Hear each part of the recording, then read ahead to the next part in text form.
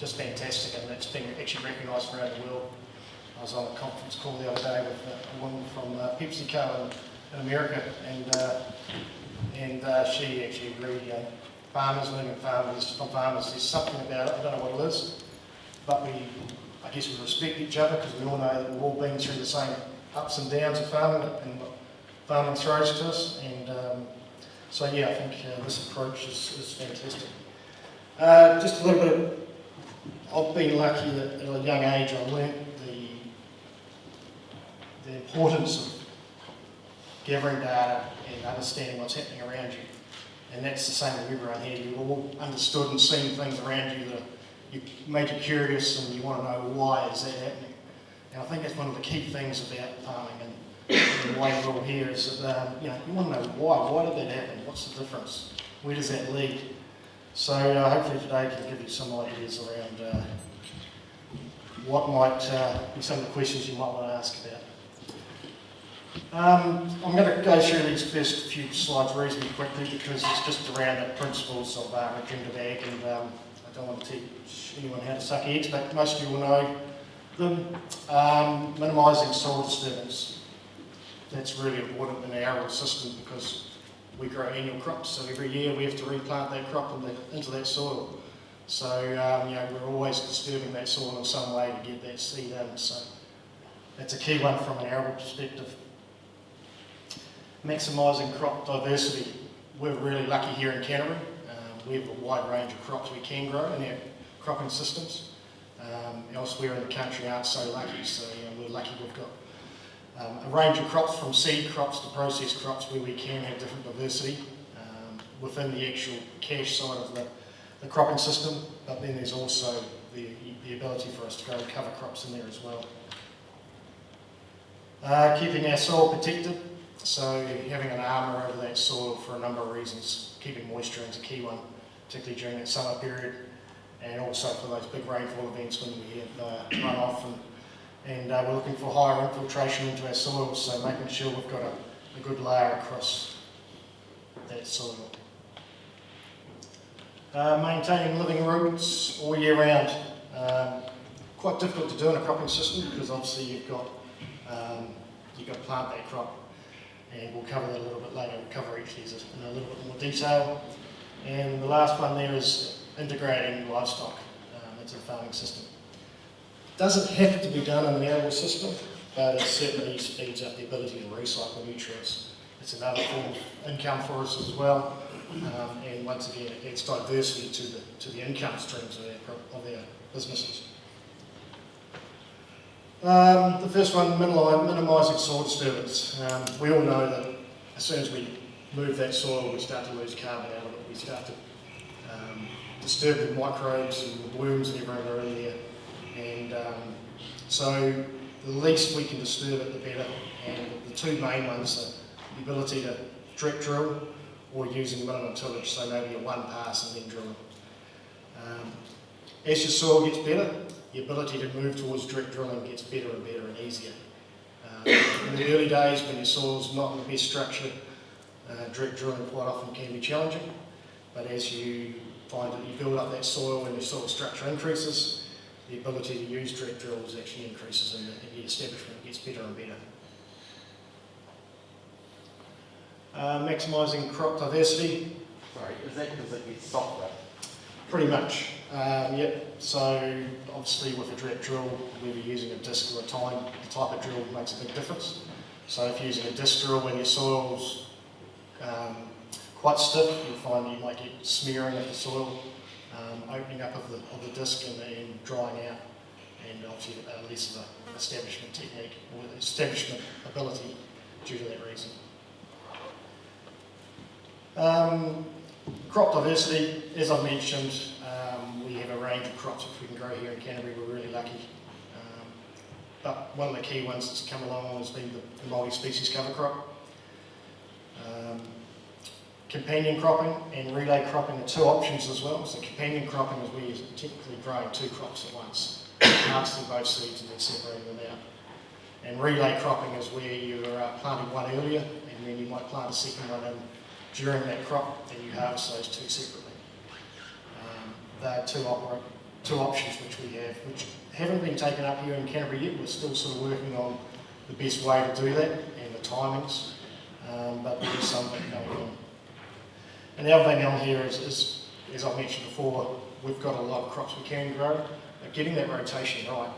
And there's nothing new in any of this. We're actually going back to the rotations that our grandfathers did. There's nothing new, and now we actually understand why our grandfathers were doing it that way, because we understand the microbes in the soils, the nutrient profiles that those crops are delivering to their soils.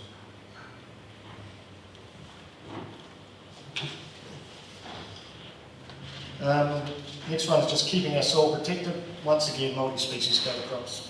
They're protecting soil above ground, but also developing it below ground. Retaining residues, so it's a key one. It has been a key one for us. We've been 20 to 25 years of putting residues back into the ground. It's quite a slow process of building soil by doing it that way, but we'll cover that a little bit later on. Planting into those residues, so as we talked about in the previous slide, making sure we've got residues on the soil so we can protect it. So having the ability to plant through those residues is a key one as well as intersowing. So as I mentioned before, the relay cropping, you set one crop up and then at the right timing and the right stage you put the next crop, drill through and then harvest those crops separately. So a good example of that might be maize. Once the maize is sort of knee high, you can actually go through and plant down the rows, and there's now companies who have actually designed drills for doing exactly that, so that you can undersow and those crops, as soon as that maize comes off, already established, already got their root systems growing, feeding the microbes, and you don't have a break in the system, and the microbes of soil are delivering right through that crop on time. The next one's just maintaining living roots all year round. One ability here is to actually plant green. So previously, we all know if we're going to plant something, we'd terminate the previous crop and then let it dry off and die down, and then plant the next crop in. Now we've got the ability of different types of drills and technologies now to actually plant into those crops green. There are some challenges there. There's some issues around some of the allelopathic effects, which is you might see yellowing of the crop coming through, and that's due to the previous plant dying down. So there's a little bit of knowledge you need to know just around that area, but when you get it right, and that's more to do with around timings as much as anything. Multi-species cover crop. Now this is might even be the fourth slide where multi-species cover crops come up. And so you can start to see that in a cropping system, this has been one of our big changes, I think. The ability to put a cover crop in and what it can deliver. So I mentioned in the previous slide about the slowness of using residues to build up our soil. Science has shown that by using roots from a cover crop, it's between 3 and 15 times faster at building soil up than putting residues back in. Now, that doesn't mean using those residues and putting them back in is a bad idea, but it is a really slow process. So what we've probably learned in the last 5 years is that these cover crops, if we want to build soil quickly, they're the best tool we can use towards doing that. Else here, essentially no fallows. Now we don't want, it's about having those living roots growing all the time. So previously the idea of a summer fallow was seen as good practice in past generations, but now we know better that having something growing is always far better. And the ability to undersow, so we might have annual plants in our system, and when we know how long they're going to last for, being able to undersow and have the next crop or plants coming back up through, so we don't have any time when there's not a green plant growing. Integrating livestock into a system. As I mentioned, there's plenty of arable farms that actually don't have any livestock in the system. It can work, but they are having to recycle their nutrients through residues, and they don't have the speed in which putting residues through an animal. If you want to get that nutrient recycling really quick, the animal's a perfect tool for doing that. And obviously revising grazing techniques, which we've heard from Dean this morning. I don't know much about grazing techniques. For me, it's about eating roughly about half of our cover crops and the other half of that residue going back in. We actually don't do a high stock density, we just simply, I guess our paddocks are reasonably small. Average might be 6 hectares. So we just put the lambs in there, they just graze away until they're ready, and then when I think it's about half, they're just removed, and then we will let that come away a little bit and then terminate, and then drill the next crop in.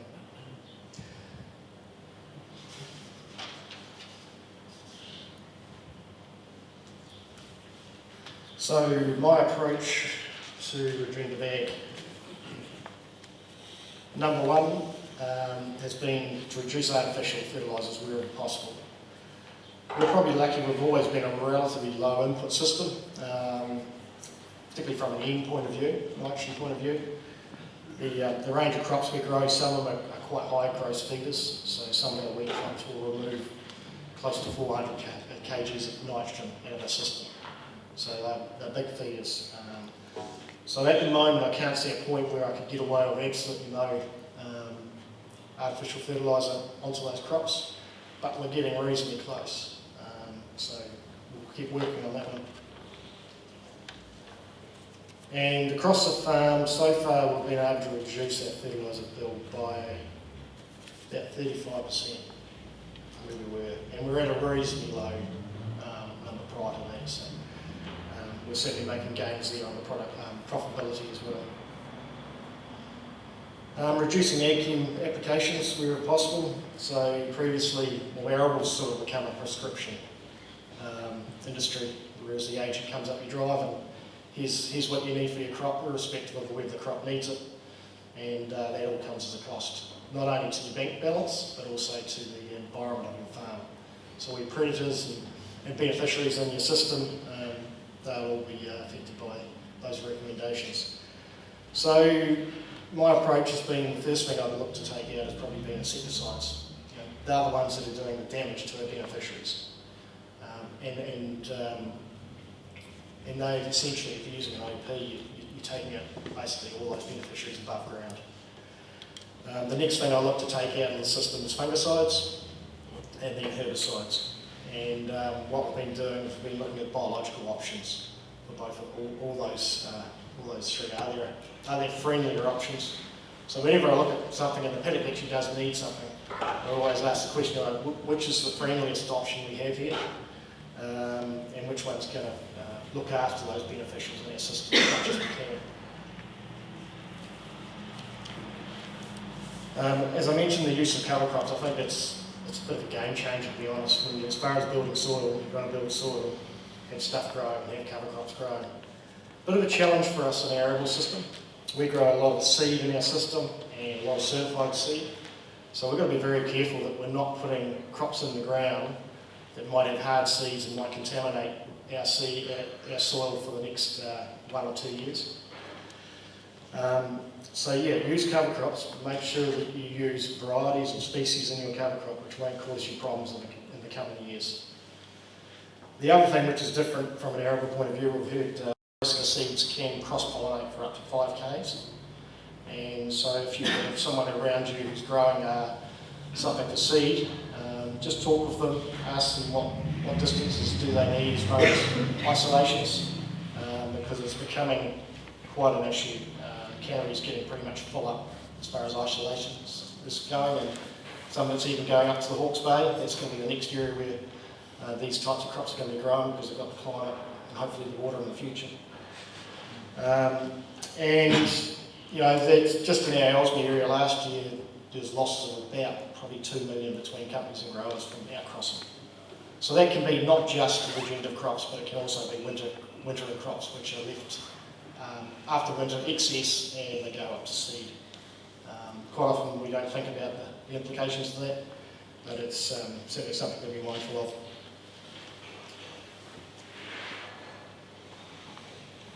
And the other one is maintain or increase the level of productivity and profitability. There's a lot of talk around people saying, oh, well, if you're going to do regenerative ag, you're going to have to take a hit in your production. And I don't think that's the case at all. In fact, I think we can probably get the highest level of productions out of a regenerative approach. So I don't expect to see any reduction in the level of productivity we do, and hopefully an increase in the profitability as well. So why did I adopt regenerative ag? One of the key ones is actually, which is an odd one because you sort of think, people do regenerative ag, it's more for the environment, and it is. But for me, chem in our industry, resistance is going to be a big one. So a lot of techniques we're doing, we're using biologicals. Do we need to use those chemicals?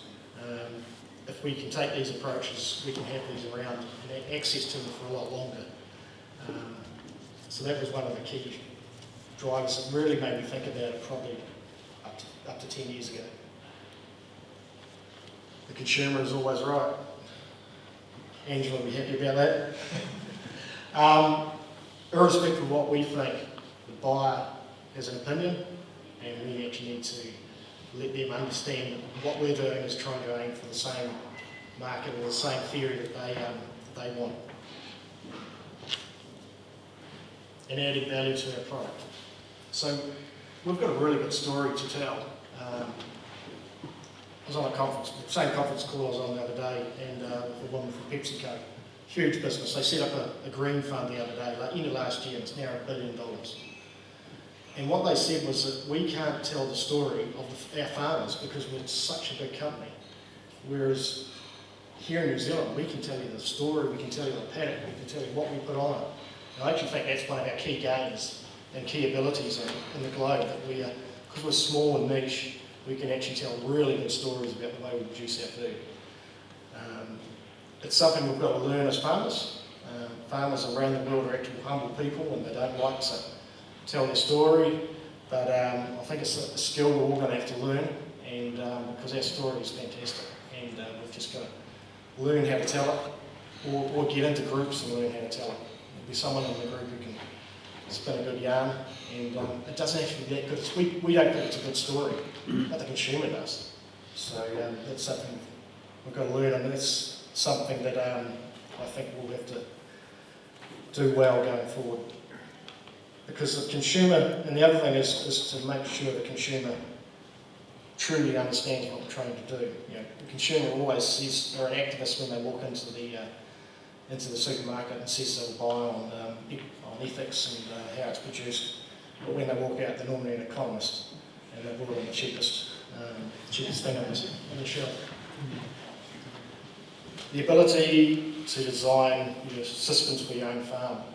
Every farm is different, and the approach of every farm is different as well. So what works on my farm won't work on someone else's arable farm. But it only takes a little bit of tweaking. So you can't just transfer one system to the other. But I think that's the fun bit about it. Designing a system that works on your place and you keep fine-tuning it every year. To me, that's one of the fun aspects of farming. Better environmental outcomes. We're all aiming towards this. We all know that we can do better, and I think a lot of these techniques that we're talking about today do help us and will help us to achieve those better outcomes. And reduced agri-chem options. So we'll see it overseas. We're losing access to a lot of ag-chem, and that will continue. So we've got to work out how we're going to do our production without access to a lot of those ag-chems.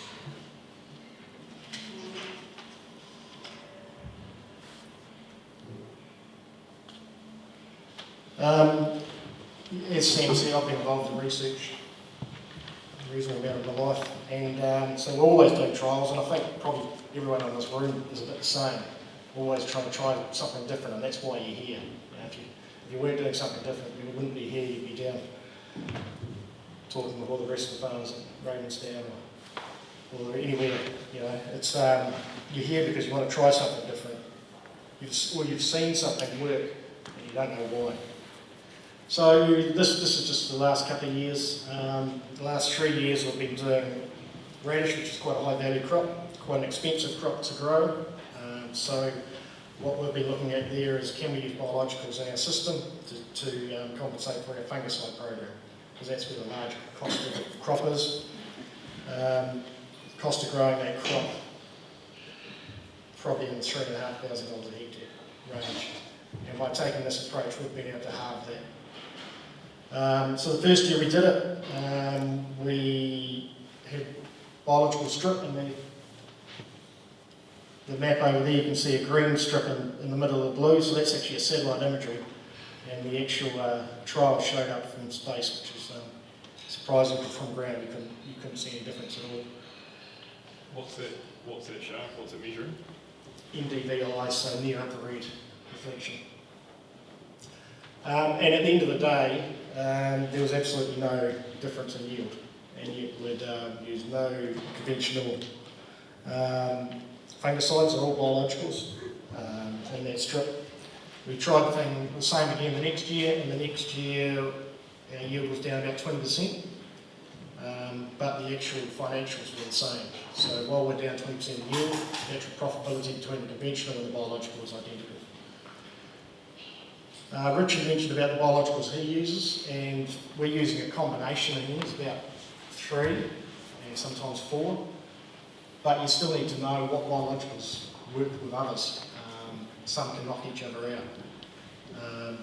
So there's a bit of understanding, and there's plenty of help around from companies that produce, and there's plenty of information around on those biologicals, and they can help you. Those types of companies can help you.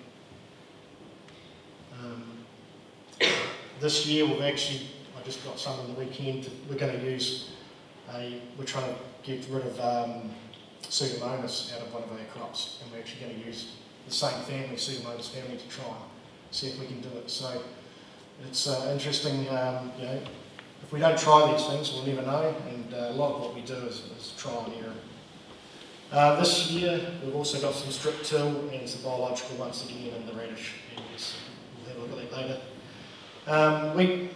Last year we did some biological wheat, so no base fertiliser, no fungicides, no insecticides. From memory it had 100 units of N applied, and that went 14.2 tonne, and the farm average was 14. And didn't have any sign of any great level of disease or virus from insects. This year we've also, in the wheat, we've also got humates. So mixing humates with N to try and get the efficiency of the nitrogen better. So there's a number of farmers around Canterbury who are doing that, both liquid and solid. So that data is all going to be collected, and we're going to hopefully do some soil tests afterwards to see where that nitrogen's being used and how much is left in the soil afterwards. Have you got a satellite image of that trial? No, I haven't. No. Do you think it's worth doing? Should I do one? You could. Yeah. Would it show up? Might it show up? You'll know once you've done it. Could do. Like, visually we can't see anything at the moment, none of us can. So at the end of the day, what we get paid on is yield. So that's the bit that really counts. Whether you can see it from the satellite image or not, it's somewhat irrelevant. You can have the best looking satellite image, but if it doesn't convert to grain in the tank or money in the bank, then at the end of the day that's what we're trying to achieve. And the other thing is we use, for the last 3 or 4 years, we've been using on broad beans for seed a hybrid system of using biological systems and conventional. So using fungicides and then biological, fungicides and biological. And that scheme seems to work pretty well as well. So you always want to make sure that you don't get too purist about your approaches to things. Keep all the tools available to you. Sometimes, so the second year we did the biological in 2019, the paddock, which was a biological one, started to get some disease, so I said, right, we've got to fix this. So we put 1 conventional over it versus 4, which would be the standard. And that 1 conventional saved the crop and still yielded the same as the conventional. So I still saved 75% of what I'd spent on the conventional. same yield result, but by just adding the conventional fungicide program in at one time. So that's still a 75% reduction of active ingredient going onto that urea, which obviously meant better for the microbes and the soil and environment. I'll just go forward a couple. So did an establishment trial, so this is ex-cover crop, so the one on the right hand side, that's just the land just being taken out of a cover crop. That cover crop with broad beans, oats, fazetta and buckwheat. So that's the sort of conditions we were drilling into. And these other two are establishment trials, and those establishment trials is a subsoil enroll, the other one is a disc enroll, a direct drill, and then just a disc. The reason I did it, went out to subsoil the paddock, we normally subsoil our wheat, you get about a half-tonne yield advantage by doing that on the heavy country. Put the subsoiler in, didn't use any horsepower, went out and had a look, didn't think I needed to. So I think that the cover crop's done the subsoiling for me, so that's why we set this trial up, and if that's the case, then we've saved a mechanical cost out of our system and by using the cover crop. And if that's the case, it's brilliant. So we'll do yield trials on this and see what comes out of it.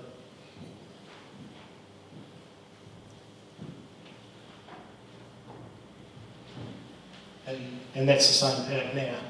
So that paddock has had no base fertiliser, no insecticide, one fungicide, and the fungicide we used is actually a biological based fungicide, a new one to the market, and it's only at 70 units of N. So that cover crop, between the cover crop, the seed crop of beans which was prior to it, and the mineraliser in our soil, there's 300 units of N in that system, which is enough for 12 tonne of wheat without any fertiliser. So there's also a no N patch in that paddock which we'll run the yield monitors through, and I use that to calibrate my mass budget, so that I use a mass budget of the previous crops to work out how much N my system needs and each crop needs. What's the conventional amount of N? That crop is, I've put a target on that crop of 15 tonne, and people who are aiming for that, and conventional will be somewhere in the 300 to 350 mark, and that's at 70.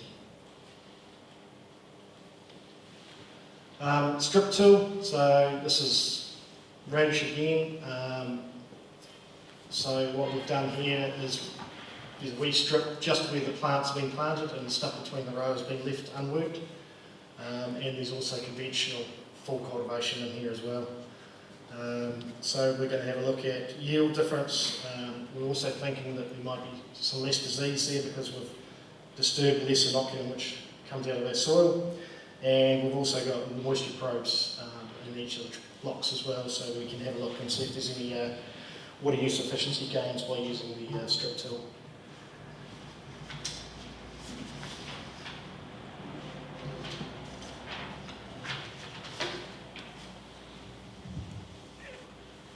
These are just a couple of pictures of some of the drilling conditions we'll drill into. So this is ex-wheat, ex-cover crop, and been grazed and terminated, and we'll just drill. That's had peas drilled into it. So that gives you an idea. We've got our cover on the soil. We've had living roots all the way through the winter, and that pea crop is just direct drilled straight into that. Lessons learned. Plenty. It's a system change, so any system change takes time. You won't see benefits straight away. You'll see some benefits, but it does take time. But it's a increasing curve, so it takes time for the beneficials and microbes to build up. But once they actually get going, it's exponential the growth of that in your soil. So it does take time. It's not a straight substitute. This isn't like something you go and buy off the camp shelf and put it into a tank and away you go. You've got to think about it. I think there's a lot more planning in the way you approach regenerative ag solutions. But once again, I think that's not a bad thing, because you have to have a greater understanding of the biological system versus using a conventional system. But once again, I think that's the interesting and fun part about it, because you understand just how amazing biological systems are. You know, we think it's complex with what's happening above the ground. When you start to dig into it, it's probably the most misunderstood area of science in the world, actually. And yeah, I find it actually quite exciting, just understanding all the different relationships that happen within our biological system and within our soil. As I mentioned before, be flexible. There's no point in saying, I'm going to do this biologically, and then your crop falls over and you have nothing. You know, what the radish I talked about before, we did it biologically as long as we could. We had to put one conventional on, and then the next biological after that. But we still got the full crop. Whereas if I just put my foot in the sand and said, well, no, that's it, we're going to stick to the approach we're doing, we probably would have lost half that crop. So yeah, you know, don't be afraid to make sure you cover your backside and do something that may seem like you're taking a step backwards, but as long as you look at the big picture and you're taking 2 steps forward the next year, then you're still making forward progress. Maintain environmental and financial viability. Now, I think that goes hand in hand with the flexibility approach. Yeah, we need to be financially viable no matter what we do, and that's one of the reasons why I think you know, maintaining that productivity is key. The only way you can do that is reducing costs, and we are reducing costs in our system, but also like to see our profitability go up. So there's not much point in reducing cost, reducing productivity to the same degree. You're actually back where you started from. Would you change the word productivity for profitability? I think they go hand in hand, because depending on if you're getting the same price, then they go hand in hand. If you can get a bonus, a premium, and that's something we talked about, we've all got to work on how we're going to get this premium. But yeah, you can. They are interchangeable depending on price. But you've got to be careful though. Productivity can be seen as being done at the cost of the environment by using inputs. You know, there's this belief that you can only have high productivity with high inputs, and that's not the case. You just got to understand the biological system, the nitrogen system, a lot better than what we currently do, and that's something that probably farmers don't do well. We don't understand the mineralisable component of our systems very well, and it's not understood globally actually, because no one's been able to model it easily yet. So yeah, I'd agree. You can change it to profitability, which at the end of the day is more important than productivity. And the last thing, I haven't got it up there, but it's just knowing what you're going in to change or what you want to achieve. You know, for me, it was about getting our soil better and having a better impact on the environment, and also prolonging the ability for us to use some of the ag chem that we currently have. And don't be afraid that goal will change. You'll get 1 year in and you'll go, oh, I had a goal up here, but actually for the next 2 years I think I can only get to this level. That's fine. You know, I think having flexibility, it's a bit like having diversity in your crops. Having flexibility in your system and your approach to things is no different than having diversity within your crops.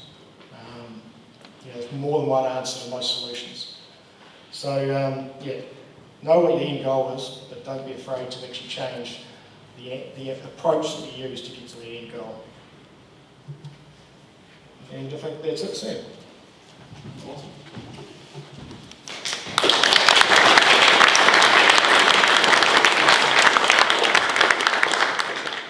Awesome, thanks Dave. And you can see why we love having Dave on the team, just that, that pragmatic approach and just the way that you can communicate what you believe and how to keep that approach flexible. Personally, when I started living at Arable farming about 2 years ago when I came down here, I'm still learning rapidly, and certainly makes managing a pastoral system seem pretty easy when you look at the complexity that's involved in these arable systems, and the fact that you've got a forced to grow, well, not forced, but the whole system's based on growing monoculture at some point of the year, and how you can, and the amount of machinery and things going across it, and the value of crops. So I'm constantly amazed at even just a conventional arable system, let alone what some of you are trying to do. Time for a couple of questions before we break for lunch. Okay, we're going to be back in here in an hour. Nick? Just the difference in the, you talked about having green crops all the time, so living crops there. Fallow in a low rainfall environment can be pretty important. What's the value in keeping that moisture versus the value in keeping that microbial activity? Yeah, it's a little bit of a balance. Like if you're in a really low rainfall area, then you've got to think about the next crop and the moisture for that next crop. But then we're all wanting to build soil as well. So if you want to build soil, we're going to have something growing. I guess we're really lucky here in Canterbury that a lot of us got access to irrigation, and that ability to grow during those summer months is pretty crucial. One thing about the cover crops is that the summer periods are really fantastic time because of rapid growth. So 6 weeks during the summer cover crop will produce as much of the soil and above ground dry matter as maybe 3 or 4 months during winter. And the modulation of our legumes during the summer is so great as well because of the soil temperature. So if you want to really get back into your system, summertime is the best time to do it. Didn't answer the question. I think there probably are places, really arid places, having a fallow may be still a good option. Because at the end of the day you want to try and maintain that moisture for the following crop. But if you are going to be doing it, you just got to realise that we're not going to be building our soil during that time. But it might be better that the next crop that you are going to plant is twice as good, and therefore it's got twice the amount of roots, and you are building in that phase of it. So you got to look at it from rather than just looking at one crop, look at it over the next 2 seasons, and even what you're going to do after that next crop. It's, as I mentioned before, I think it's a little bit more planning, longer term planning, and your approaches and your rotations. Whereas these days in the arable system, generally someone drives up, you drive a contract and you make your choices what the rotation is going to be based on where the market's at. So it's a bit of a different approach than we probably currently have. And just add that we had a conversation or a call a few weeks ago which included Simon White, who's an arable farmer up in Hawke's Bay, and he'd been effectively trialling multi-species cover crop versus a fallow in that sort of dry Hawke's Bay environment. And his observation, and I can't remember the details of the particular crop and that kind of stuff, but he was actually amazed at how much moisture was actually retained despite the cover crop, or actually within the cover crop, and actually that was, in his observations in that particular instance, he thought he was better off from a moisture perspective with the cover crop as opposed to the fallow. So you probably need to dive a bit deeper into those situations, but that's certainly that kind of thing seems to be coming up in terms of observations that I'm picking up. Yeah. Kind of relates to my next question. You talk about building soil, but are you tracking carbon? Yes, we've been involved with a plant food project for the last just over 20 years. I'm supposed to come out and resample. They come out and sample every 7 years, same GPS spot. They're supposed to do it this autumn, but COVID came along and buggered that up. So they'll do it after this harvest, and so we have been tracking. Carbon content on that paddock has been even under, this was before we started growing cover crops, we were putting residues under it, and we were gaining, even under full cultivation, we were gaining carbon very, very slowly. That paddock actually hasn't had a cover crop in it yet. But yeah, the carbon content for that paddock is about 4.5, which is a bit under 8% organic matter. So for an arable farm, I'm reasonably happy with that. But I think we can do better. And it must be an interesting link to your water utilisation and in mineralisation. Yeah, there's a direct relation to the organic matter content and mineralising when it will come out of it. And so the more organic matter we can get into our system, the more mineralising when we'll have coming out of it. And with regulations that are coming on now, at the moment the arable is exempt from the 190, but we will keep that, will be interesting. So, and then, as I said, that crop, 70 units of N is all we're going to be applying, and there's close to 400 coming out. So, through nature, we're supplying 300 odd